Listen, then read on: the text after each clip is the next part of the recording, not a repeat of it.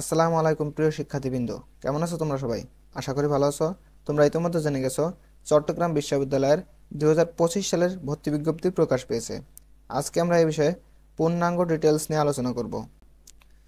দেখো, চট্টগ্রাম বিশ্ববিদ্যালয়ের ভর্তি সার্কুলার 2025 আবেদন শুরু 1 জানুয়ারি 2025, অর্থাৎ 1 জানুয়ারি আবেদন শুরু হচ্ছে, আবেদন শেষ 15 জানুয়ারি 2025। আবেদন ফি 1000 টাকা। এক্সাম কেন্দ্র অর্থাৎ কোথায় কোথায় পরীক্ষা দিতে পারবে তোমরা? তোমরা ঢাকা ইউনিভার্সিটি, রাজশাহী ইউনিভার্সিটি এবং চট্টগ্রাম ইউনিভার্সিটির ক্যাম্পাসে পরীক্ষা দিতে পারবা।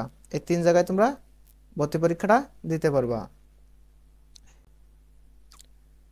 এবং এখানে সেকেন্ড টাইম আছে।